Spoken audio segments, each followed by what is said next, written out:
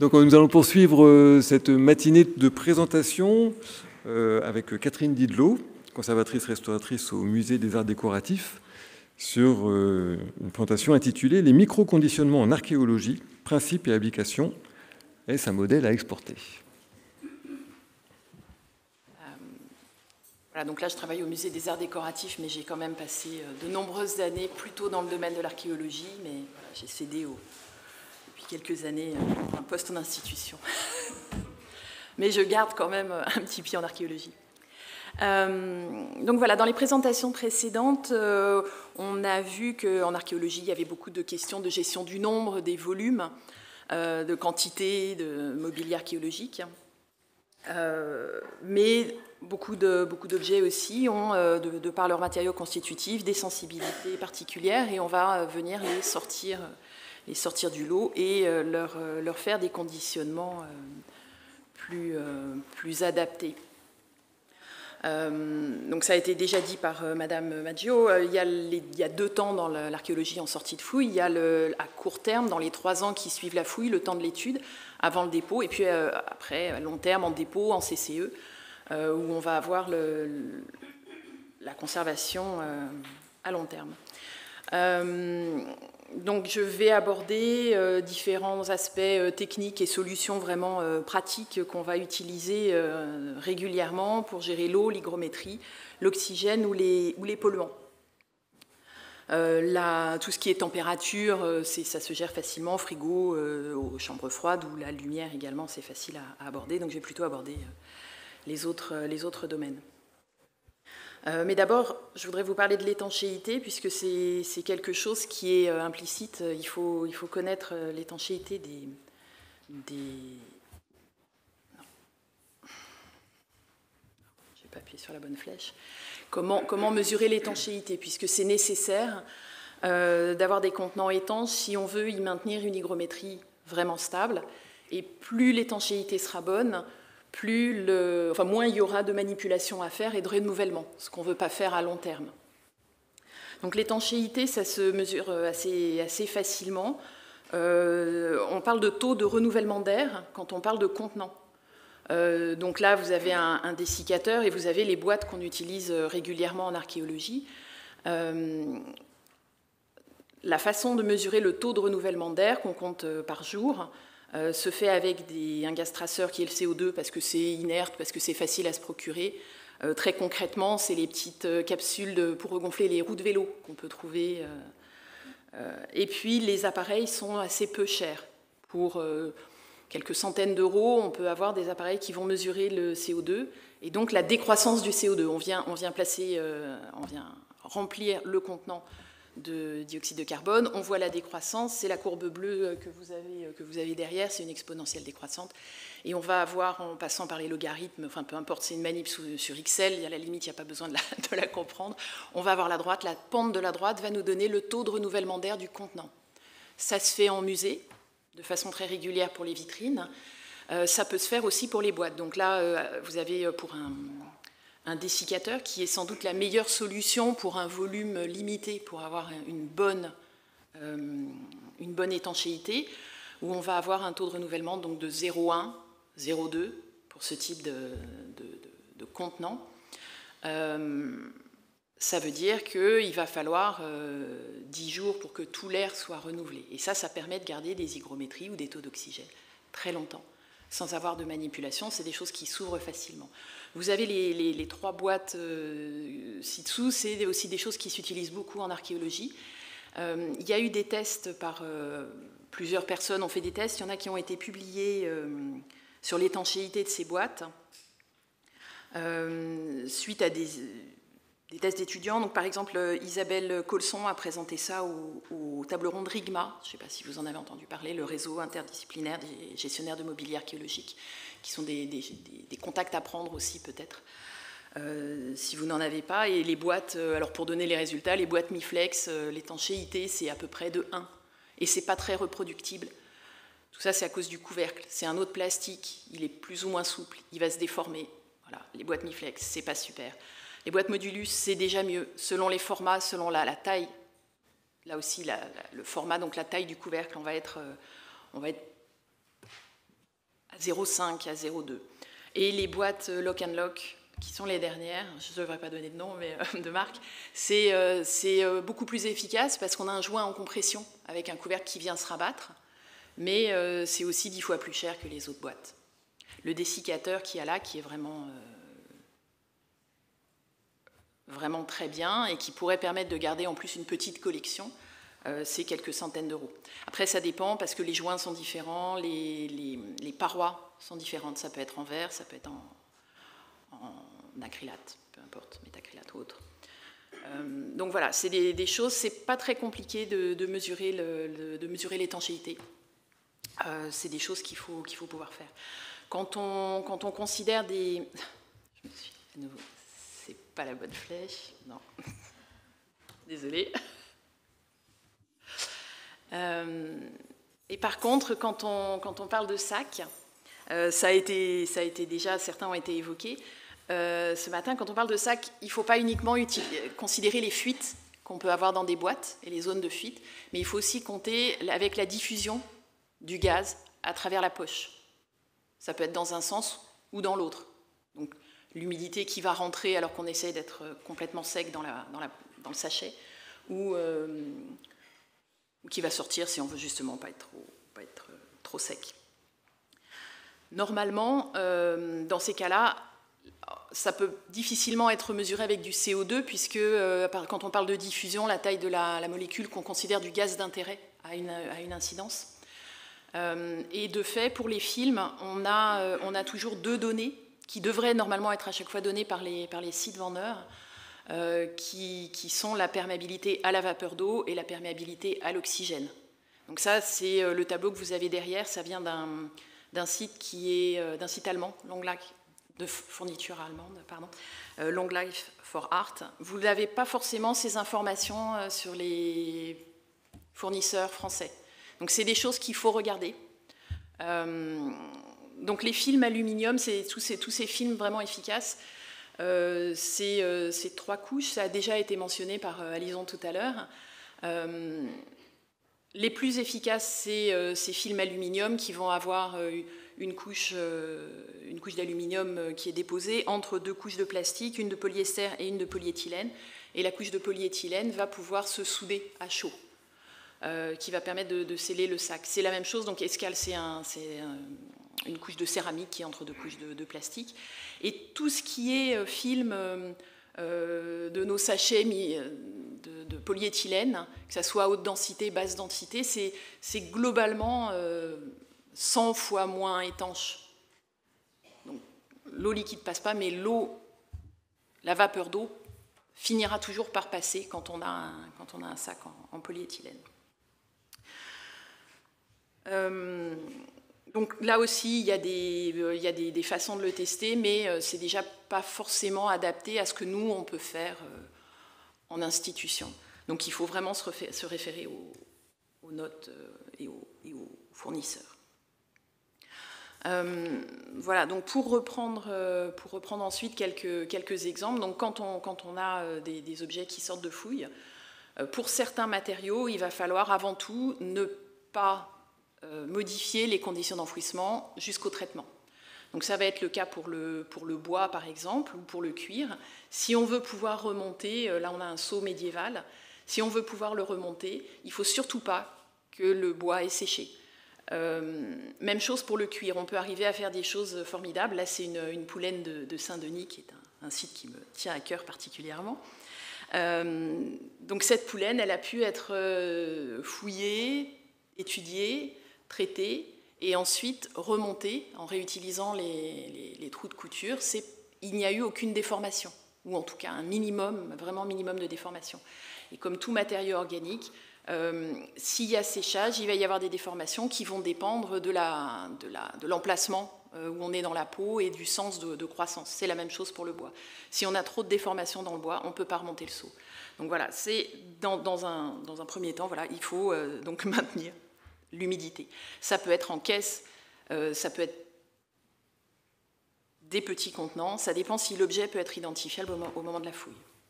Je vais peut-être accélérer un peu. On a aussi tout ce qui est prélèvement. Donc quand sur le chantier, on va avoir un objet qui est fragile, qu'on n'a pas le temps de fouiller, on va faire des prélèvements en mode. Le problème des prélèvements en mode, c'est que idéalement, ça donne le temps après de faire une fouille fine en laboratoire, sauf que, ou dans la base de fouille, sauf que souvent les prélèvements, au lieu d'être traités dans les semaines qui suivent, ils sont traités très longtemps après. Et si ça sèche, on va avoir les sédiments qui vont se fissurer et on va avoir des pertes, des casses des objets et éventuellement des pertes. Là, c'est un objet, les petits éléments blancs, c'est du corail qui est très altéré. Si on a vraiment une rupture au moment de la fouille, on va pas pouvoir l'étudier. Donc ça, c'est des choses qui se gèrent assez facilement, qui peuvent être en sac, qui peuvent être en bac. Ça dépend aussi de la durée. Mais l'idée, c'est que faut pas que ça dure longtemps. C'est l'idéal. Après, on va souvent avoir des matériaux qui vont nécessiter une humidité relative stable. Alors ça peut être de deux ordres. Là, j'ai mis deux exemples, des bracelets en lignite. Alors ce qu'on appelle lignite en archéologie, surtout en sortie de fouille, c'est peut-être pas ce que vous appelez lignite, parce qu'on va... quand ça sort de fouille, c'est couvert de sédiments, on ne peut pas forcément faire exactement la différence entre les différents stades de fossilisation du bois. Et puis, donc, bon, voilà, les deux bracelets sont là. Donc ça va avoir tendance à se déliter en séchant. Donc on va avoir besoin d'un séchage très lent à la sortie de la fouille.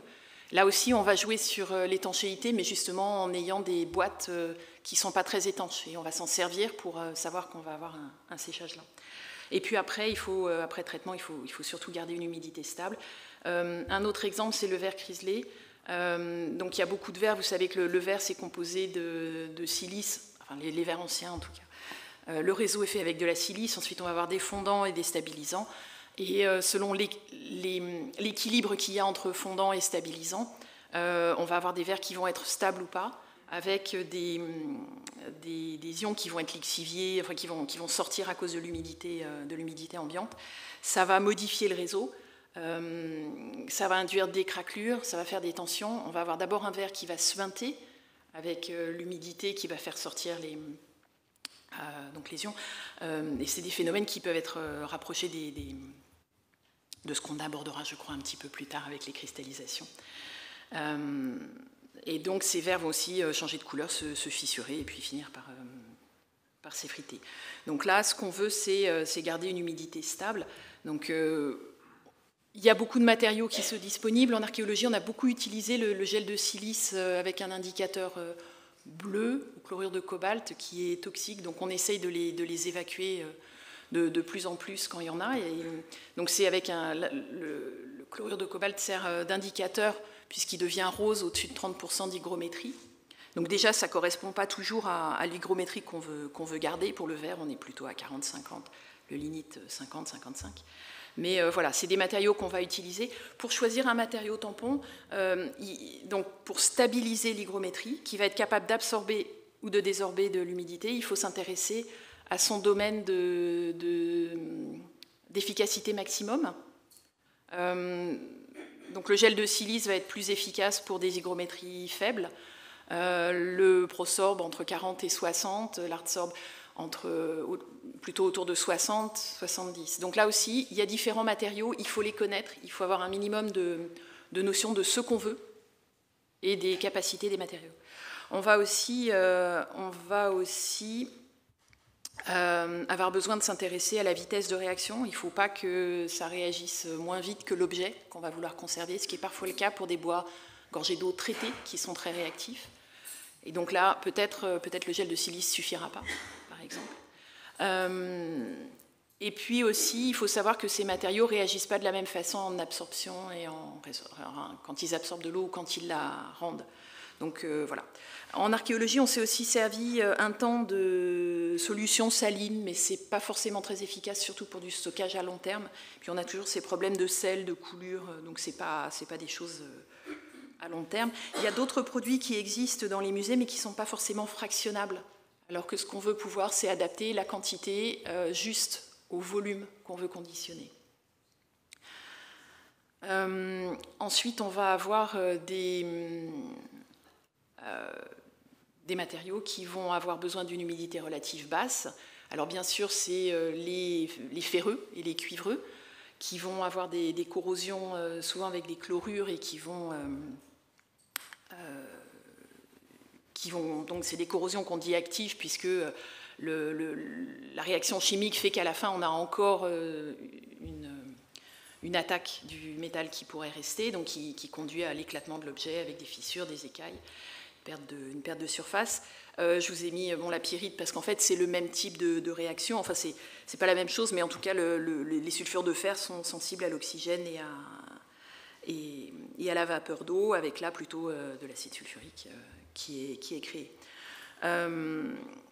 Donc pour ça, on va vouloir plutôt des atmosphères très sèches. Alors ce qui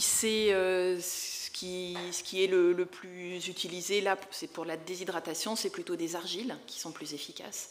Donc les sachets d'argile ou les tamis moléculaires qui sont plus petits. En fait, à chaque fois pour ces produits, ce qui compte, c'est la porosité et donc la capacité à absorber l'hygrométrie. Dans tous les cas, c'est des matériaux qui sont réutilisables et régénérables. Et puis, bien sûr, il y a l'aspect anoxie, puisqu'il faut aussi pouvoir, idéalement, retirer l'oxygène dans les contenants. Donc, c'est vrai qu'en archéologie, on est d'abord, avant tout, sur des choses conservées à sec, on va dire, donc à moins de 30% d'hygrométrie. Mais pour des pièces vraiment exceptionnelles, on va chercher aussi à retirer l'oxygène. Ce n'est pas une idée nouvelle. Donc là, vous avez une photo d'Édouard Salin en 1946. C'est un archéologue, mais avant tout un ingénieur, qui a travaillé avec Albert Franz-Lanor. Et voilà, ils ont fouillé beaucoup de cimetières mérovingiens dans la Meuse. Et donc, dans la maison d'Édouard Salin, il y a beaucoup d'objets de fouilles. C'est à côté de Nancy, au château de Montaigu. Et donc, en 1946, il a publié ce système de boîtes avec une mise sous azote des objets. Ils ont fait beaucoup de tests de vernis, de cire, d'inclusion dans des résines de métacrylate aussi, avec des problèmes dans certains cas. Et leur dernier test, c'était de mettre sous azote dans des boîtes de plexi les objets. Alors, on fait ça différemment maintenant. Donc c'est tout le matériel que vous connaissez peut-être, parce que c'est aussi celui dont on sert pour les anoxies, pour tuer les insectes, pour éliminer les insectes. Donc c'est tout ce qui est absorbeur d'oxygène qui est basé sur des sels de fer qui vont s'oxyder et consommer l'oxydation. On va avoir les films, on en a déjà parlé, les pinces à souder. On a aussi des réglettes qui permettent de fermer des sacs et qui sont plus facilement... qui permettent d'être réouverts plus facilement. On va vouloir tester la quantité d'oxygène. Il y a deux systèmes. Un système qui est très onéreux, qui va être un oxymètre et qui va venir mesurer la quantité d'oxygène. Alors pour ça, on va percer le sac à travers une rondelle de caoutchouc. Enfin, c'est pas un caoutchouc, mais une mousse qui va se resserrer quand on retire l'aiguille. Donc ça ne perce pas le sac. Et on va pouvoir vérifier la quantité d'oxygène. Ou alors, il y a les systèmes... oxy-aïe, enfin des petites capsules qui changent de couleur, qui sont roses quand il n'y a pas d'oxygène et qui sont bleues au-delà de 0,5% d'oxygène. Et ça, c'est beaucoup moins cher. Par contre, il faut avoir au moins un film transparent. On peut aussi utiliser le suivi de la quantité d'oxygène pour voir la vitesse d'altération d'un objet. Et ça, c'est des choses qui se font de plus en plus. Ça a été très étudié au Danemark par Henning Mathiesen, pour des matériaux organiques comme pour du métal. Et là, c'est sorti d'une de ces publications. Donc, c'est des tout petits capteurs d'oxygène. C'est des choses qui sont mises au point pour les cultures cellulaires et qu'on vient interroger avec une fibre optique. Et selon la réponse, on va savoir quel est le taux d'oxygène. Ça permet d'être très précis. Alors, il y en a qui sont adaptés à 0,5% d'oxygène, d'autres 0,10% d'oxygène. Et on va vraiment pouvoir suivre la quantité d'oxygène dans le sac ou dans un flacon. Il y a plusieurs possibilités. Et là, par exemple, dans cet exemple, on peut voir sur la courbe la quantité d'oxygène qui diminue très rapidement pour l'objet non traité et des tests qui ont été faits sur le même objet après un traitement et après un traitement et une cire, et on voit que la consommation d'oxygène est beaucoup moindre. Donc c'est des choses qui permettent de suivre un état, de suivre l'altération et de vérifier l'efficacité d'un traitement.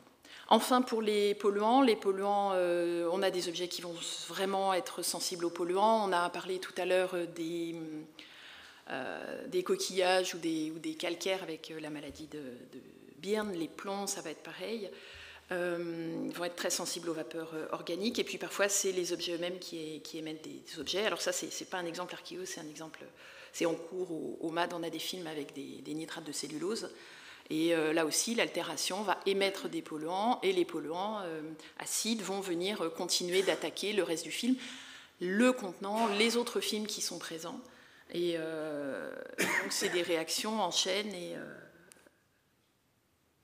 qui s'arrêtent que quand tout est détruit. Alors, les absorbeurs de polluants, on en a de plusieurs sortes. On va avoir des choses qui sont très larges. Donc, c'est le principe du purafil qu'on va pouvoir mettre dans les sacs. Le purafil, c'est un mélange d'aluminé activé et de charbon actif. Donc l'aluminé activé, c'est les petites billes roses qui vont changer de couleur quand elles sont chargées en polluants. C'est toujours pratique à travers un sac de voir s'il y a eu absorption de polluants ou pas. Le charbon actif aussi est très large. L'oxyde de zinc aussi. C'est toujours la même chose, c'est basé sur des matériaux qui sont microporeux et qui vont pouvoir absorber ou adsorber d'ailleurs. Parfois c'est réversible, parfois ça ne l'est pas, selon les matériaux. On peut avoir du charbon actif aussi en textile. J'ai rajouté, j'ai pas de photos, enfin de toute façon c'est pas super sexy comme photo, mais les MOF, donc qui sont les choses qui sont en train d'être étudiées pour justement venir absorber les polluants, mais de façon vraiment très spécifique. Et puis sinon on a des matériaux qui vont être vraiment ciblés sur un type de polluant parce qu'ils vont contenir des particules métalliques. Donc, par exemple, le coton chargé en particules d'argent, il ne marchera que pour les gaz soufrés. Pareil avec les films plastiques. Voilà, et je pense que j'ai été un petit peu longue. Bon. Et voilà, merci de votre attention.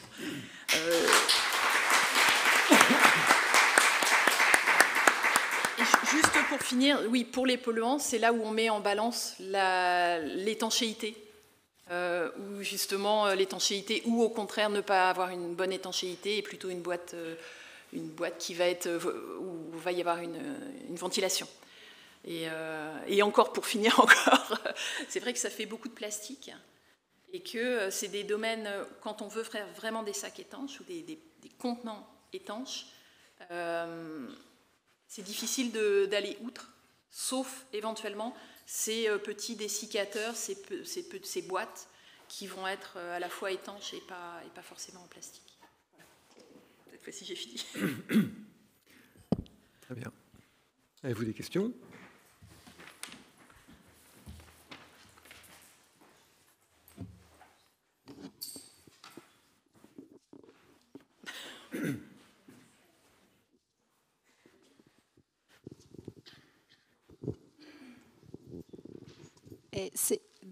Justement, sur le dernier commentaire, oui. Donc, si j'ai bien compris, il faut faire attention quand il y a des polluants, qu'ils ne soient pas trop hermétiques, c'est ça? En fait, si les polluants viennent des objets eux-mêmes, viennent des collections elles-mêmes, il faut vraiment là se poser la question de qu'est-ce qui vaut mieux. Et tout dépend, je pense, du système de rangement global. Si on arrive à les extraire des collections dans un espace à part, on peut avoir des contenants qui ne vont pas être étanches. Mais si on veut oui, tout dépend du système de rangement et du système. Mais c'est vraiment des choses qui sont à surveiller. Et si les polluants viennent des objets, les mettre dans des sacs hermétiques, on va au contraire les concentrer à l'intérieur. Et dans certains cas, on va au contraire accélérer les réactions chimiques. Donc en fait, il faut connaître les altérations, ce qui n'est pas toujours le cas. Ce n'est pas des mécanismes qui sont toujours bien connus. Mais là, pour les films en nitrate de cellulose, la question se pose vraiment. En fait, on a eu deux possibilités. On a un collègue, Romain Pérez, qui est spécialiste de photos, qui nous a fait justement une proposition avec une double poche en escale, avec absorbeur de polluants, absorbeur de tamponnage d'humidité, le tout mis en frigo. Parce que je ne sais pas si vous savez, mais les derniers stades de dégradation de ces films peuvent avoir une température d'auto-inflammation à 40-45 degrés. C'est pour ça qu'on avait... Ça a été produit, utilisé jusque dans les années 50, et il y avait des cas d'incendie.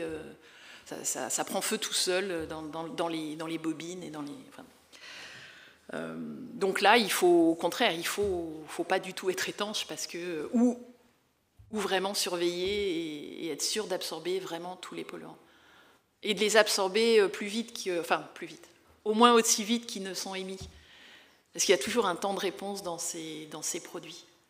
Donc c'est là où on a envie aussi de les laisser plutôt ventiler, mais dans un endroit où il n'y a rien qui puisse être attaqué. Il n'y a pas de solution miracle, malheureusement. C'est un peu au cas par cas. Bonjour, j'ai une question par rapport à la stabilisation de la hygrométrie. Est-ce que vous séparez dans des pièces un peu différentes les objets qui doivent être conservés à des hygrométries basses de ceux qui doivent être conservés à une hygrométrie haute? Mais ça dépend des espaces dont dispose chaque personne. En général, dans les CCE, enfin peut-être Madame Mathieu voudra répondre, mais en général, il y a une pièce, il y a le vrac, on va dire, les matériaux les moins sensibles qui sont dans des locaux très grands, et puis il y a une salle plutôt réservée pour les métaux, avec une hygrométrie un peu plus basse, et une salle avec une hygrométrie plutôt stable et à 55 pour les matériaux organiques. Mais ça dépend vraiment des disponibilités des lieux, en fait, dans les chantiers. On a vu que des dépôts de fouilles, ça pouvait être des caisses dans un grenier, donc... Mais idéalement, oui, il faudrait qu'il y ait le gros des collections qui ne nécessitent pas de contrôle strict dans un espace, et puis 2 espaces, un pour les organiques, un pour les... Et pour qu'en fait, le matériau tampon n'ait qu'à stabiliser un peu plus, mais que l'espace à l'échelle au-dessus, l'échelle de la pièce, soit déjà un peu plus adapté. Mais je pense que là, enfin, je ne sais pas... qui peut être répandu par rapport au CCE, en fait, ce qui est possible, et par rapport au dépôt de fouilles. Après, ça dépend aussi de la volonté de chaque dépôt. L'unité d'archéologie de la ville de Saint-Denis, par exemple, a deux réserves, une pour les organiques, une pour les métaux, et puis après, à gérer la façon dont c'est rangé. C'est même plus rangé par site, c'est rangé par objet, par typologie d'objet. Ça, c'est pas possible pour un site beaucoup plus important ou pour un ensemble de sites en CCE. Donc ça, c'est la façon de ranger, c'est presque scientifique des collections avant d'être des questions de conservation préventive. Parce que tout ce qu'on dit là où on va sortir des objets pour avoir un micro-conditionnement, on n'aime pas sortir les objets des collections parce que c'est comme ça qu'on les perd. Donc c'est toujours... Il n'y a pas de solution, ça dépend de chaque site, on va dire. Pas de solution unique. Oui. Claire. Merci. On a encore du temps pour les questions. Merci, j'en profite un petit peu. On a commencé une expérience présentée par Alison avec du film Escale Néo et puis des capsules avec des sachets dessicants et des oxygénants. Puis là, j'ai une commande de boîte Lock and Lock qui va arriver. Donc merci, c'était intéressant. Et c'est un sujet, une question que je me pose parce qu'en fait, les objets qui sont en oxydation, on n'a pas vraiment les moyens de traiter leurs altérations. Donc on essaye de les protéger et d'arrêter l'altération, mais en fait, on ne va pas la traiter au préalable. Et est-ce que vous auriez un point de vue là-dessus ?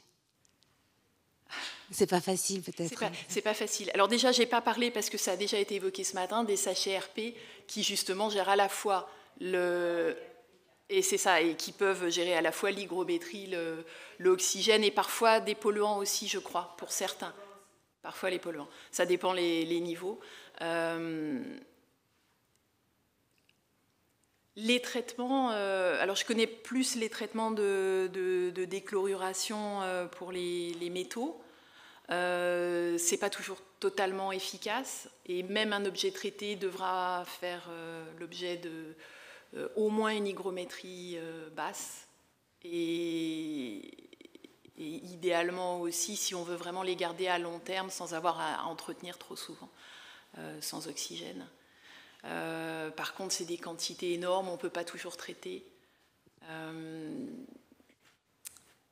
Les traitements ne sont pas toujours totalement efficaces. Je ne sais pas ce que ça donne pour la pyrite, la marcassite. Je n'ai pas parlé parce qu'on a aussi en archéologie des briquets en marcassite, mais ça, c'est vraiment le domaine des muséums, je pense. On a aussi beaucoup de problèmes avec les bois gorgés d'eau où il y a eu des clous en fer parce qu'on a des dégradations bactériennes avec justement des sulfures de fer et qui réagissent dans le bois, qui acidifient. Il n'y a pas de traitement idéal. Il n'y a pas de traitement qui permette vraiment de stabiliser complètement, en fait. Donc de toute façon, il faut... C'est toujours mieux si on peut traiter, mais la quantité... Merci. On est allé très loin, puisqu'il y a une des épaves trouvées à Lyon, par exemple. Les zones de bois autour des clous en fer ont été éliminées, ont été curées, pour ne pas avoir à gérer la question du sulfure de fer dans le bois. Ce qui est quand même... c'est très discutable d'un point de vue déontologique, en fait. Supprimer de la matière pour ne pas avoir à la stabiliser, parce qu'on sait qu'on ne peut pas la stabiliser. Donc ça, on le fait pas. Ça se discute de toute façon. C'est très intéressant comme discussion, mais j'ai pas de solution. Okay. Moi, Je me permets peut-être de rebondir un petit peu, effectivement, parce qu'il y a le cas des bois gorgés d'eau et puis il y a le cas de la pyrite. Ce n'est pas toujours exactement le même, parce que les bois gorgés d'eau, c'est des sulfures qui sont encore plus réduits, donc encore plus réactifs. Oui. En paléontologie, souvent, on a l'étape finale, les sulfures qui sont FeS2. Alors, on ne va pas dire qu'ils sont très stables, bien évidemment, mais quand on regarde un peu les mécanismes d'altération, quand même, l'eau, c'est le vecteur prioritaire. Donc, couper l'eau, c'est déjà faire beaucoup. Voilà. Après, on peut le couper plus ou moins, ça va dépendre de ce qu'il y a autour. Effectivement, quand on a du bois, on ne peut pas couper à 0% parce que le bois va exploser. Enfin voilà, on a d'autres typologies, et malheureusement, on ne peut pas revenir en arrière. On ne peut pas rêver là-dessus. Okay. J'ai une petite question du coup de béotien, parce que finalement, les objets qui nous arrivent souvent relativement bien conservés, stables, entre guillemets, que ce soit du matériel archéologique depuis des siècles et des millénaires ou du matériel paléontologique depuis des millions d'années. Et en fait, c'est peut-être une évidence, hein, mais l'idée, est-ce que c'est pas de se rapprocher au maximum des conditions d'enfouissement, en sachant que toutes les conditions d'enfouissement sont différentes. Donc forcément, ça amène des difficultés. Et donc ça, c'est ma première question. Enfin, ma première remarque. Et en fait, ma question, tout à l'heure, vous disiez que... vous enregistrez parfois les conditions donc, de dépôt au moment de la sortie du matériel pour essayer effectivement d'avoir une estimation de l'hygrométrie, etc., pour le reproduire après en conservation. Vous n'avez pas dit ça? Non, je ne crois pas. Non, mais on... Parce que à un moment donné, je pense que vous avez dit oui, c'est les conditions enregistrées au moment de la fouille. C'est-à-dire qu'on essaye de les garder jusqu'au traitement. En fait. Jusqu'au traitement. C'est ça. Mais donc, ça ne sert pas à réfléchir à la conservation par on peut le faire, mais les solutions... On peut pas toujours les reproduire. En fait, mais les reproduire précisément, non. Mais justement, conserver sans oxygène, c'est ce qui a pu être le cas dans le sol. Des milieux anaérobies, où donc... on peut essayer, mais le réenfouissement a été déjà pratiqué, en particulier pour des matériaux organiques. Okay. Ça a déjà été vu. Après, il faut pouvoir suivre les altérations dans le sol. Ouais. Ok. Il y a encore Véronique. Là, c'est une vraie question. Effectivement, cette idée de casser le moins possible l'environnement de l'objet au moment de l'excavation, elle est intéressante. Je ne sais pas jusqu'à quel point elle est pratiquée. C'est-à-dire, est-ce qu'on peut imaginer que... Est-ce que les gens le font de conserver l'objet dans sa gangue? C'est-à-dire, ça veut dire prélever bien beaucoup plus large, et puis entourer peut-être de cellophane ou de mettre dans un contenant étanche jusqu'au moment du traitement. Est-ce que c'est pratiqué couramment? Est-ce que c'est pratiqué de façon très ponctuelle? Jusqu'à quel point, effectivement, c'est rentré dans les mœurs? C'est beaucoup pratiqué pour tout ce qui est bois et cuir. gorgées d'eau pour les matériaux organiques en général. Et les prélèvements, ça dépend aussi si l'objet est identifié clairement dès la fouille, mais oui, faire des prélèvements, c'est assez couramment utilisé sur les sites. Okay. Très bien. Merci beaucoup. Nous allons passer à...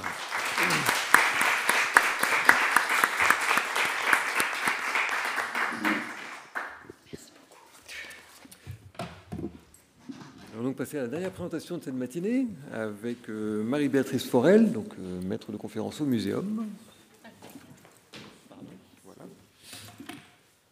Responsable scientifique des collections de paléontologie, et Damien Gendry, assistant de collection à l'Université de Rennes, sur la restitution de l'enquête auprès du réseau Géocollection. Merci. Comment est-ce qu'on fait pour mettre en plein écran? C'est nouveau. Alors attendez, il faut qu'on réussisse à mettre en plein écran.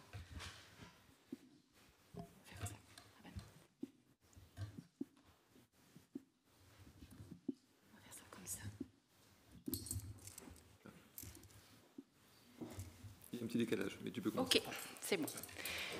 Merci beaucoup Gaël.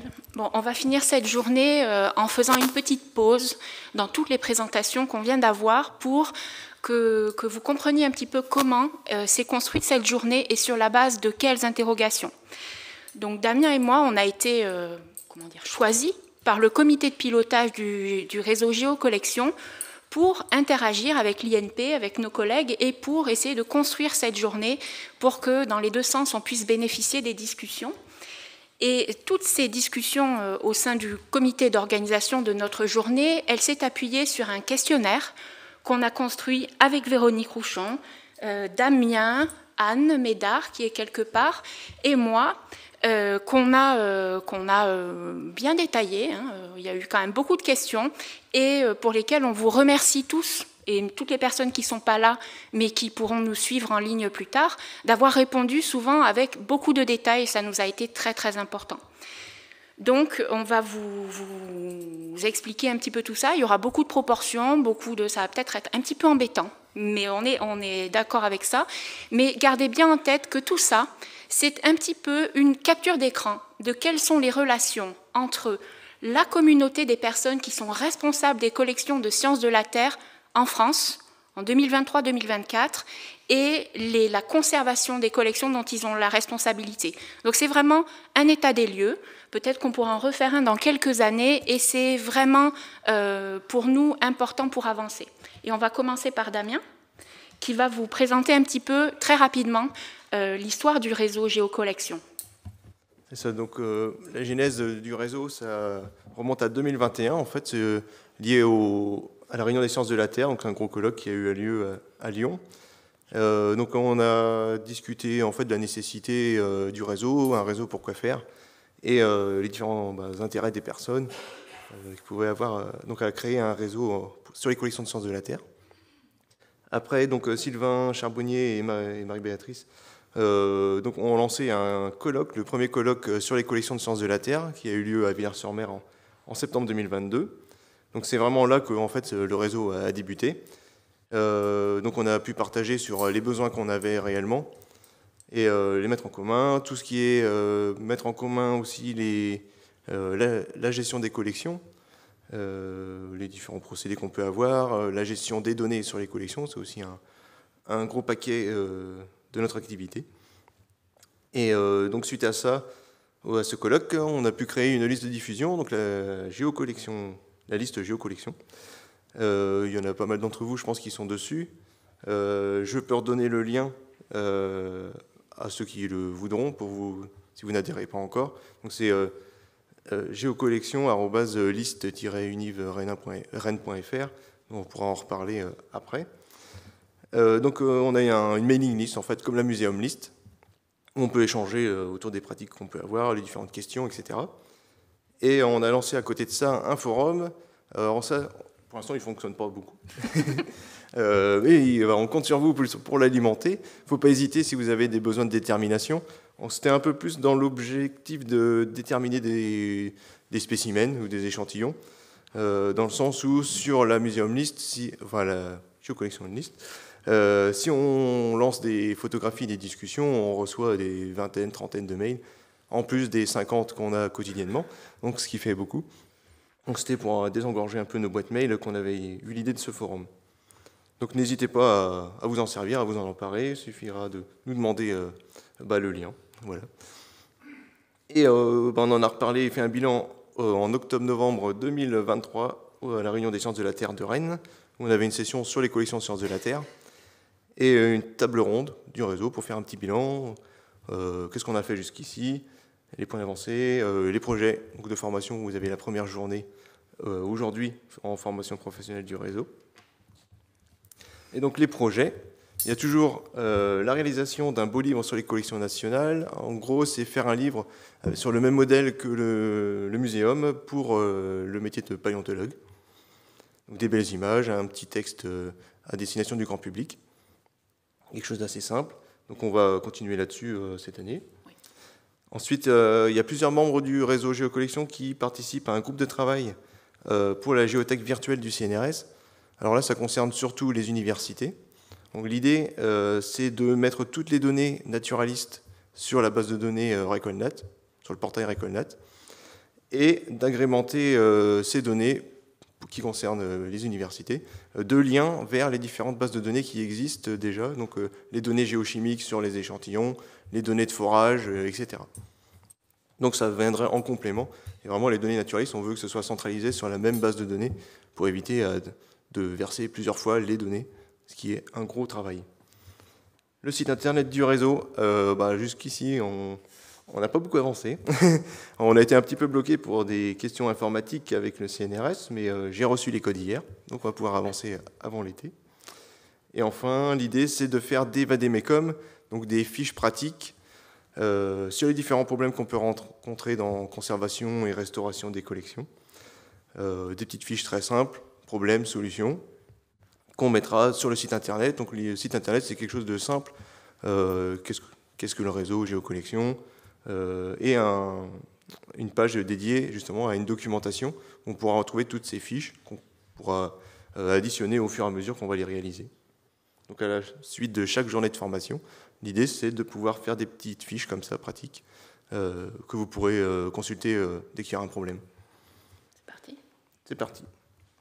Donc pour le questionnaire, il y avait à peu près 89 personnes sur la liste Géocollection à l'époque, et donc on a eu 39 réponses. C'est un taux à peu près correct pour des enquêtes apparemment, dans les réseaux. Aujourd'hui, on est à 118 membres sur la liste Géocollection. Donc on augmente tout le temps, donc on élargit notre réseau. Donc, ici, ça concernait principalement des chargés de collection, comme vous pouvez voir. Pour 2/3 des musées et muséums, donc c'est là qu'on retrouve le plus de chargés de collection, et pour 1/3 des universités. Au niveau du volume des collections, en fait c'est très variable. Il y a des petites institutions comme des grosses, de 5000 spécimens ou échantillons à 60 millions. Donc, le muséum l'emporte gros la main. L'université de Lyon aussi, avec 10 millions de spécimens par exemple.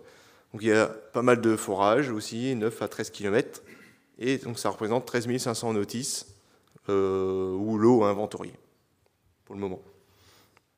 Au niveau des formations, ce sont principalement des personnes du muséum qui ont suivi les 3 premières que vous voyez. Donc c'est dépoussiérage des spécimens, les principes fondamentaux de la conservation préventive, les matériaux de conservation liés aux collections sèches. Et il y a aussi eu des formations liées à l'OCIM, proposées par l'OCIM, en plus de l'expérience que chacun peut avoir dans son milieu professionnel. Au niveau des budgets approximatifs pour les matériaux de conditionnement, c'est pareil, c'est très variable. En fait, plus vous êtes une grosse institution, plus vous avez de spécimens et plus vous allez avoir besoin de budget. Donc, moi, je vous laisse regarder les résultats. Et on va attaquer le dur du sujet. Je vous ai mis de très beaux spécimens en rennais, qu'on utilise nous en TP. Vous avez un bel échantillon de pyrite qui va finir potentiellement comme le petit poisson, le gros poisson qui était au-dessus. Donc c'est un poisson qui devait être du Thoracien d'Holzmaden en Allemagne. Moi, c'est difficile à reconnaître aujourd'hui. Et en fait, ce poisson, on ne s'en sert pas comme pour sa nature ichthyologique, mais pour montrer justement la dégradation de la pyrite dans les travaux pratiques avec les étudiants. Donc là, il n'en reste pas grand-chose. Et à côté, vous avez un crinoïde classique de ces gisements d'Holzmaden, donc avec un beau jaunissement sur le côté droit de la diapo. Donc ces fameux spirites, à peu près tout le monde, ou une grosse partie en tout cas, l'ont rencontré dans les collections avec 57%. Ça concerne à la fois la paléontologie, pour les ammonites, tout ce qui est fossiles des schizardoisiers, des poissons, de la paléobotanique, les reptiles, les mammifères, les minéraux, pour 10 réponses, un peu la géologie avec des granitoïdes, dans les sulfures, les black shale, les carbonates, les schizardoisiers encore, les roches sulfurées, les nodules polymétalliques, il peut y avoir aussi des météorites. Et enfin dans les forages où évidemment on va retrouver des milieux anoxiques potentiellement recoupés et avec de la pyrite, micropyrite, marcassite, etc. 61% des personnes ont entrepris des actions. Ça a pu être du reconditionnement pour la plupart, un isolement et un traitement. Donc ça c'est en général ce qu'on fait assez classiquement. Puis le suivi photographique, c'est assez important si on veut y arriver. Et destruction quand c'est irrémédiable. En général, le suivi photographique va avec la destruction pour ne pas perdre la donnée. Et de temps en temps, on essaye de la restauration. Vous voyez que les résultats sont assez mitigés, puisque 61% des personnes restent mitigées et 26% ne sont pas satisfaits du tout. Donc en fait, il y a globalement un recul insuffisant sur les méthodes à appliquer pour résoudre ces problèmes liés au sulfure. Et les altérations, en fait, c'est très aléatoire, suivant les gisements, les matériaux, etc. Donc au final, il peut y avoir des spécimens très précieux qui peuvent être détruits, notamment des météorites, et il y a peu d'informations sur les méthodes. Alors, on continue dans la galerie des horreurs, et cette fois-ci, on rentre dans le volet des croissances cristallines en collection. Et ici, vous avez une grande variété de croissances cristallines de différentes natures qui illustrent différentes collections en France. Donc, on a plusieurs collections au muséum, les collections qu'on appelle aujourd'hui Terre et Univers, les collections de paléontologie, mais aussi les collections de Montpellier. Par rapport aux questions qui ont été posées aux membres du réseau, on se rend compte que 52% des praticiens, entre guillemets, ont déjà rencontré des croissances de cette nature dans les collections. Donc c'est un phénomène qui est en réalité très fréquent, qu'on observe principalement sur les collections de géologie, particulièrement dans le cas des évaporites, et de paléontologie. On en parlera plus spécifiquement cet après-midi. Dans 35% des cas uniquement, ça fait réellement pas grand-chose, on a entrepris des actions. Alors ces actions, ça a été du nettoyage et du reconditionnement principalement, des études des mécanismes de croissance cristalline, et là en l'occurrence on a eu 3 réponses, et globalement je crois que les 3 réponses c'est notre petit groupe, alors pas toi, c'est Clara, Anna Chiara et moi, donc c'est un petit groupe qui travaille activement sur ces questions. On a aussi tenté de réguler l'humidité. En termes de satisfaction, comme Damien vient de le dire tout à l'heure pour la pyrite, là aussi c'est quand même très très très partagé, avec 39% des personnes qu'on a interrogées qui étaient plutôt contentes, avec donc pas d'observation de reprise, donc une stabilisation des altérations, mais comme cette observation quand même un petit peu relativisée en se disant que bon ok, mais c'est la première étape d'un processus très long. Donc on n'a encore pas de recul sur toutes ces méthodes. Un doute aussi de façon assez répandue dans la communauté à 35%, parce que l'environnement est vraiment très instable, parce qu'on a des résultats aléatoires selon les collections, et à 26%, pas du tout content, parce qu'on observe une aggravation de la situation. Et tout ça, qu'est-ce que ça nous montre? Eh bien que on ne comprend absolument pas les mécanismes. Et que tant qu'on ne comprendra pas les mécanismes de ce qui se passe sous nos yeux, ce sera sans doute très compliqué de réussir à trouver des solutions adaptées. On a un certain nombre de collègues qui ont choisi de ne pas entreprendre quoi que ce soit, principalement par manque de temps et, comme je viens de le dire, par manque de connaissances sur les méthodes et donc sur les mécanismes qui sont en cours dans les collections. On poursuit, nouvelle galerie des horreurs, donc les moisissures en collection. Ici, vous avez principalement donc des collections de carottes. Donc je remercie Eva en face de moi et Lola qui n'est pas là mais qui m'a fourni des photos, et tout un tas de collections de paléontologie. Alors ici aussi, c'est un phénomène qui est extrêmement fréquent. À 67%, nos collègues l'ont déjà observé dans les réserves, à peu près sur tout, sur les étiquettes, sur les boîtes, les cellules en carton, et sur les spécimens aussi, et sur les portoirs. Donc les moisissures, globalement, à partir du moment où on en a partout. 57% d'entre eux ont entrepris des actions, alors ça a été du nettoyage à l'alcool, du reconditionnement majoritairement, du changement de conditions de stockage de façon générale, des chantiers de décontamination, alors là par fumigation, l'intervention d'un prestataire externe, l'isolement et le suivi. Ça, c'est un petit peu plus marginal. Bon, on n'a pas vraiment eu de réponse sur la satisfaction, donc j'en déduis que qui ne dit mot consent, donc globalement oui. Et pas non plus de réponse sur ce qui a limité l'action des différentes personnes en charge des collections. Je me dis que là, il y a peut-être quelque chose à creuser pour aller plus loin et pouvoir en discuter un petit peu plus. On continue cette fois-ci avec les altérations mécaniques dans les collections. Et là, vous avez aussi une grande variété de types d'échantillons, avec des échantillons sur la gauche qui nous ont été envoyés par Damien. En haut à droite, des préparations de micropaléontologie pour microscopie, et en bas, des collections de Montpellier de mammifères. Alors ici aussi, c'est quelque chose de quand même un petit peu moins documenté. 29% des personnes nous disent avoir déjà rencontré des phénomènes de cette nature, donc liés au délitement ou au gonflement des spécimens. Principalement, ça touche les collections de paléontologie, donc les fossiles qui sont retrouvés dans des formations argileuses, les invertébrés. Alors on a aussi tout un tas de cas sur les spécimens de Villers-sur-Mer, les microfossiles montés, collés notamment avec des vernis, et également des cas en géologie, ce qui concerne plus particulièrement la pétographie et les carottes argileuses. Alors seulement 10% des personnes qui ont répondu ont entrepris des actions. Principalement, ça a été du reconditionnement, on peut le comprendre, on peut se dire que bon, à partir du moment où c'est cassé, c'est cassé. À 41% des répondants, bon, voilà, un petit peu mitigé parce qu'il n'y a pas vraiment de contrôle fin, donc il y a peut-être juste un constat. Ok, il y a des altérations mécaniques, on l'observe, ça n'évolue pas, voilà, on ne va pas beaucoup plus loin. Ce qui a bloqué les actions face à ce type d'altération, ça a été principalement des problèmes de temps, de coût et d'espace, et encore une fois, le fait que les dommages sont irréparables. Donc on passe peut-être au plus urgent, au plus grave et au plus pressé. Dernier élément, celui des changements d'aspect en collection. Ici, ce que je vous ai mis, c'est principalement des changements d'aspect qu'on a observés sur des collections microscopiques, dans les collections de micropaléontologie au Muséum national d'histoire naturelle. Alors ici aussi, seulement 33% des personnes ont observé des changements de couleur, des changements d'aspect, principalement en géologie.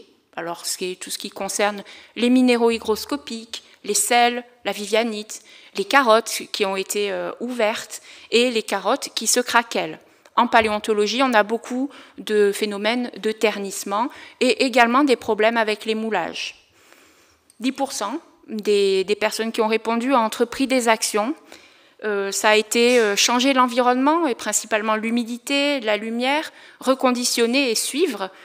Bon, là aussi, pour principalement des résultats mitigés ou pas trop agréables, avec un contrôle, pas vraiment de contrôle régulier, donc c'est un petit peu compliqué d'aller plus loin, et en fait pas de solution. Et la majeure partie des personnes qui n'ont pas entrepris d'action, c'était parce que déjà, et ça Eva tu pourras nous le confirmer, il y a une perte naturelle de la coloration lorsque les carottes sont ouvertes, donc c'est un phénomène qui est naturel, et encore une fois, le suivi qui est difficile parce qu'on n'a pas du tout de recul en fait sur notamment les échantillons anciens. Donc parfois on part un petit peu ex nihilo et c'est compliqué de comprendre ce qui se passe. Donc on va passer à la deuxième partie qui concernait les matériaux. Donc on vous a demandé quels étaient les contenants que vous utilisez. Donc globalement, les boîtes lab, les sachets mini-grip en plastique dominent. avec pas mal de tubes plastiques associés pour les petits spécimens, les sacs plastiques. Il y a aussi pas mal de tubes de flacons en verre. Et pas mal de personnes n'ont également pas complété ce champ. Pour les précisions, pour les boîtes et les tiroirs en bois, il peut y avoir des caisses pour les carottes en CTP, donc c'est les contreplaqué, pour les caisses de stockage et de transport, ou la matière en sapin. Il y a des tubes en plastique, donc pour les carottes, elles peuvent être stockées à l'intérieur de tubes sciés en deux, ou être couvertes de film plastique souple type cellophane, ou parfois être dans des enveloppes en plastique. Concernant les supports et les protections, on retrouve un peu de tout, du papier de soie, de la mousse, du papier bulle, du coton et du journal. Bon, on n'a pas trouvé de sopalin, a priori, je pense qu'il y en a quand même. Et pas mal de personnes n'ont pas complété cette réponse-là. Pour les mousses, en fait, ça peut être utilisé pour couvrir, pour boucher des trous quand il y a eu des prélèvements dans des forages ou un bloc de roche. Et le papier de soie et la mousse pour caler dans des caisses. Dans les parties autres, il y a les films plastiques et les gaines toujours autour des forages, par exemple. Le papier qui peut être teinté au bleu de Prusse, des housses aluminium pour recouvrir intérieurement les matières plastifiées, donc pour l'étanchéité, des supports en résine ou en plâtre, du Tyvek. Donc en fait, il y a tout un tas de matières. Donc je pense qu'aussi là-dessus, il y a un gros travail à faire de recensement et puis de petites solutions à apporter.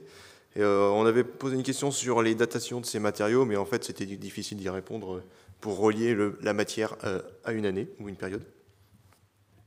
Et sur ces matériaux, est-ce que vous avez constaté des problèmes d'altération? C'est oui à 47%, souvent sur des plastiques, des sacs, des films, des caisses plastiques qui ne sont pas forcément assez solides, qui finissent soit avec le poids, se déformer, voire à craqueler, casser. Des cartons, des mousses ont pu présenter des altérations, ainsi que les résines. Donc quel type d'altération il peut y avoir? Sur les résines, ce sont des dépolymérisations, en général, donc le point 1 et le point 4. Des effritements, comme sur la mousse que vous voyez ici, donc ça c'est très courant. Ça finit même parfois à faire des matières un peu collantes en forme de gelée. Et des jaunissements, encore une fois, potentiellement sur des résines. Connaissez-vous la composition de ces matériaux? C'est oui à 47%. Donc en fait, on n'a pas vraiment de détails associés à cette réponse-là. C'est pas forcément évident de trouver les réponses sur Internet quand on cherche la composition d'un matériau. Donc on pourra peut-être remédier à ça un peu plus tard. Et est-ce que des types de conditionnement ont été exclus? C'est oui à 74%. Donc globalement, ça va concerner les mousses, donc globalement ont été retirées, les cuvettes en plastique et les cuvettes cartonnées, le papier et les papiers bulles, donc papier bulle qui peut se craqueler et finir en petites paillettes, et notamment les papiers vont attirer tous les petits insectes. Les caisses plastiques aussi vont parfois être retirées pour une réponse. Et globalement, tous les matériaux qui vont se déliter. Après avoir fait cet état des lieux, comme je vous disais, de la relation qu'entretiennent les responsables de collection avec les problèmes de conservation, on les a interrogés sur la nécessité et la demande de travailler à des références communes de travail qui pourraient être diffusées, et en s'interrogeant d'abord sur les pratiques qu'on a tous concernant la littérature. À savoir, est-ce que vous avez déjà ou traditionnellement interrogé la littérature qui traite d'autres types de collections? C'est ce qu'on fait aujourd'hui avec toutes les interventions. Et la réponse a été oui à 29%. Donc il y a sans doute beaucoup de choses à creuser ici. On a également demandé, est-ce que vous pensez qu'il serait intéressant et utile de proposer une documentation française, comme vous présentez un petit peu Damien tout à l'heure, qui synthétiserait un petit peu tous les points de conservation curative, préventive, des collections dont on a tous la responsabilité. Alors là, ça a été sans appel, oui à 100%. Et évidemment, parce qu'on ne veut pas juste qu'on nous dise oui, on veut qu'on s'engage à nous aider. Donc on a interrogé nos collègues, est-ce que vous seriez intéressés pour prendre part à des groupes de travail? La réponse a été oui à 72%, donc on vous remercie et c'est pas tombé dans l'oreille d'un sourd. Donc en dessous ici, vous avez un petit peu la liste, juste à titre indicatif, parce qu'on essaie de repérer les personnes qui ont répondu oui, la liste des institutions qui prendront part à ce travail commun. Et pour finir, on se projette un petit peu plus dans l'avenir et on a interrogé de façon ouverte la communauté au thème qui, au-delà de ce qu'on a un petit peu exploré là avec le questionnaire, et on voit qu'il y a beaucoup de choses à discuter, des thèmes qui vraiment spécifiquement sont demandés par chacun de nos collègues. Alors, ils sont extrêmement variés. Alors, on a évidemment ce qu'on a commencé aujourd'hui, l'aspect des altérations, la pyrite, la maladie de Bein, comment stabiliser un échantillon en cours de dégradation, avoir des retours d'expérience sur des actions de prévention et ou de curation. Tout un volet sur les contenants, on a un petit peu commencé tout à l'heure, mais vous allez être très sollicités, les contenants inertes et écologiques, tout un volet aussi sur les plastiques et les mousses. Alors aussi un volet sur la préparation et la restauration, avec, je pense, là, un gros point d'achoppement, les dégagements et préparations en paléontologie, et savoir à qui s'adresser pour la restauration d'une pièce ou d'une roche. Alors, je pense que ça peut être assez facilement mis en œuvre sous la forme d'un petit annuaire, donc ça, on va y réfléchir. Le volet de la gestion, qui aussi est une grosse question pour nous tous. Alors, toutes les questions de sécurité, la radioactivité, les minéraux dangereux, on a parlé encore hier avec Pierre. La question du stockage, les conditions optimales. Comment bien stocker les collections, quel matériel, dans quelles conditions. Organiser des fouilles, c'est-à-dire organiser des fouilles de façon, un petit peu ce qu'on évoquait tout à l'heure, de la façon la plus cohérente pour conserver le lien entre fouilles et conservation à long terme des collections. Et puis, faire des petits groupes de travail, des groupes de discussion pour avoir des retours d'expérience sur un certain nombre de points qu'on pourrait choisir. Alors, et ça c'est quand même une grosse question, tout ce qui est législation, on l'a un petit peu abordé tout à l'heure aussi, évoquer les questions d'acquisition, de propriété, de transfert de propriété dans le cas de vente, d'achat, d'enrichissement des collections, tout ce qui est aussi déontologie. Comment protéger du matériel de terrain, donc on fait un petit peu le lien avec ce qu'on a dit tout à l'heure, et ce qui nous a été demandé, c'est d'organiser une deuxième journée ammonite, azurite, rhyolite. Mais avant ça, on vous donne rendez-vous, on l'a un petit peu évoqué tout à l'heure, en octobre, au deuxième colloque des collections de sciences de la Terre à Grenoble. Alors ça, c'est juste pour vous dire que le site va être ouvert dans les jours qui viennent. Donc, je le ferai circuler, ou Damien, on le fera circuler sur le réseau, sur la liste de diffusion. Voilà, donc ce sera notre prochain rendez-vous et on s'engage à réfléchir à une journée 2, à une suite, mais elle ne se fera pas sans vous, donc on vous enverra encore sans doute un questionnaire. Et je voudrais juste finir par vous dire que Damien, ici présent, si j'ose dire, vient juste d'être félicité par le CNRS pour ses services rendus. On vient de lui remettre la médaille de cristal du CNRS. Alors moi, je veux juste lui dire que, déjà le féliciter et lui dire que je pense que le travail qu'il fait pour nous accompagner joue un petit peu, et lui dire qu'on est très fiers.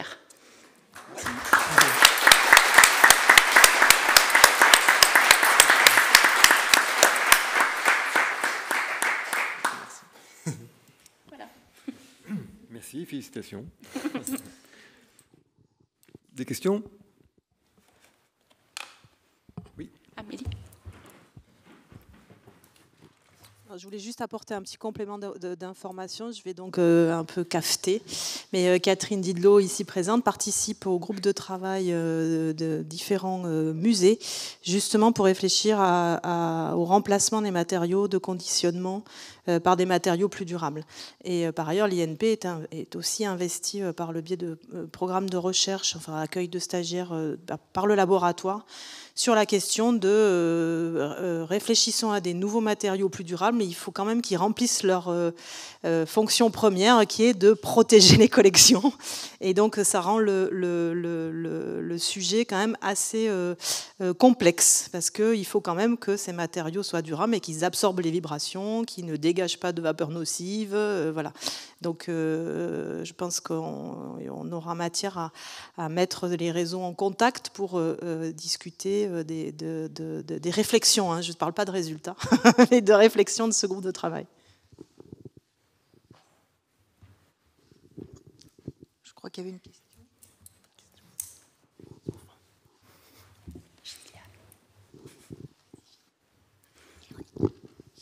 Merci pour ce retour. Moi, je voulais juste faire un petit une petite remarque sur la pyrite et sur le fait qu'il y ait tant peut-être de déception par rapport à la conservation.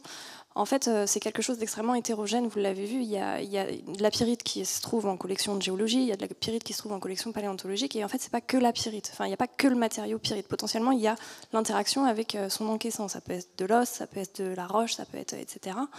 Et en fait, c'est cette complexité qu'il faut prendre en compte, parce qu'il y a des interactions avec les matériaux, il y a la taille de la pyrite qui n'est pas forcément la même entre ce qui se passe en géologie, ce qui se passe en paléontologie, et du coup ça veut dire une réactivité qui est complètement différente. Et enfin il y a l'environnement qui est encore un peu plus loin, qui est les matériaux de conservation. Effectivement, ça ne va pas réagir de la même façon si on est dans des collections stockées dans des armoires en bois ou en métal, etc.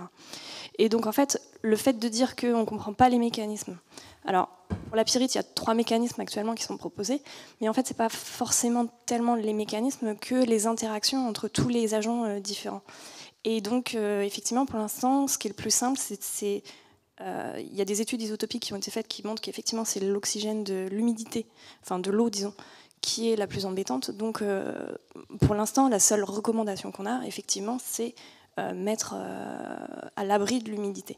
Mais il y a un travail énorme en fait sur la pyrite pour essayer de comprendre et de distinguer quels sont les facteurs les plus importants. Est-ce que c'est la taille? Est-ce que c'est l'interaction avec l'environnement?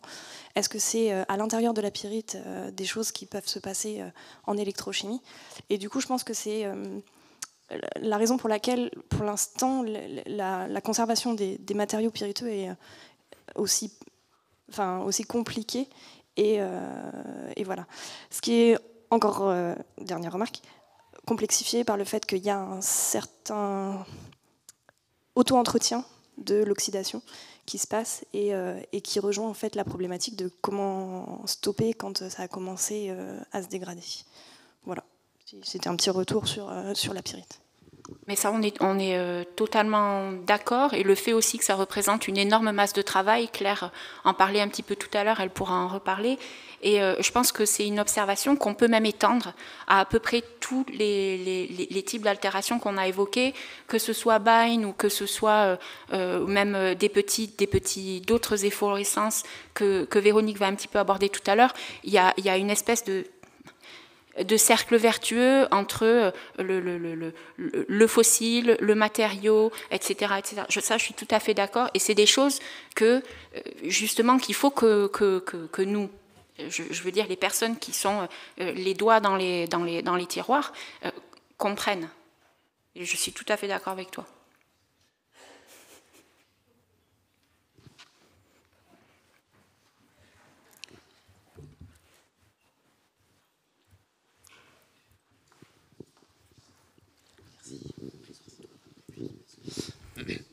Bonjour. Alors, effectivement, à la suggestion de Véronique, je vais me présenter. On se connaît déjà, mais c'est pour les autres.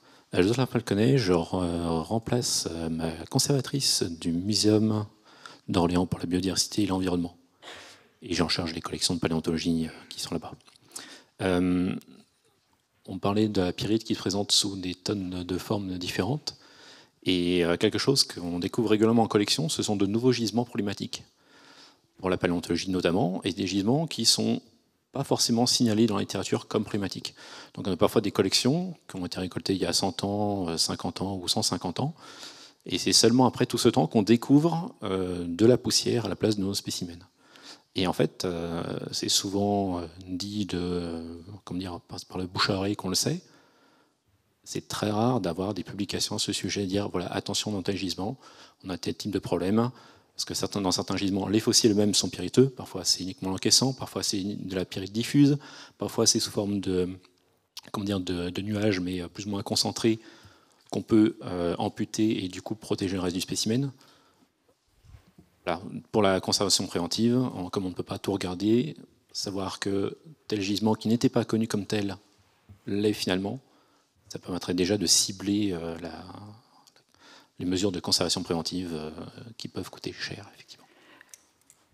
D'où l'intérêt de ce que présentait tout à l'heure Damien en tout début, de ces espèces de petites fiches. Et je note que tu es donc volontaire pour participer au groupe de travail sur le recensement des sites pour que justement la communauté soit au courant de ça. Merci, Jocelyn. Très bien. S'il n'y a pas d'autres questions, je fais un tout petit commentaire sur le fait que là, on est face à un réseau géocollection qui est jeune, parce que c'est 2021, donc l'initiative, que depuis chaque année, il se passe quelque chose. Voilà, 2022, premier colloque, 2023, les RSTRN, cette année, 2 événements, le jour, enfin, aujourd'hui et en octobre pour le colloque des collections en sciences de la Terre. Donc, ça monte en puissance. J'espère que le nombre d'inscrits va monter aussi en puissance, parce que les groupes de travail qui vont être mis en place me sont hyper importants. Et après, c'est effectivement comment ce groupe de travail initie une ou des journées sur des thématiques particulières, tout qu'on a pu voir, hein, une journée moisissure, une journée pyrite. On en parle beaucoup de la pyrite. C'est pour vous, Amélie, ça. Voilà. Non, mais je te signale qu'il y a 4 thèses en cours sur la pyrite actuellement. Justement, voilà, donc il y a matière. Il faudra partager. Voilà. Donc en fait, l'idée, c'est d'avoir un moment de partage d'expériences, de partage des dernières connaissances, justement, via les thèses ou autres, et puis les partages aussi des dernières techniques, parce que pour toute cette communauté, oui, en charge des collections de sciences de la Terre, ce qui est aussi important, c'est que vous vous rendiez compte que vous n'êtes pas seul, face parfois, malheureusement, non mais c'est vrai, à vos inquiétudes, à vos questions, puis parfois même face au désarroi. On ouvre un tiroir quelques années après, et puis on se rend compte que tiens, le spécimen n'est plus là, en tout cas, il est en poussière. Voilà. Et donc, ces partages, ces moments de partage, effectivement, qui sont initiés avec ce réseau, sont, à mon sens, excessivement importants. Et je remercie les personnes qui en sont à l'initiative et puis qui le tiennent et le maintiennent.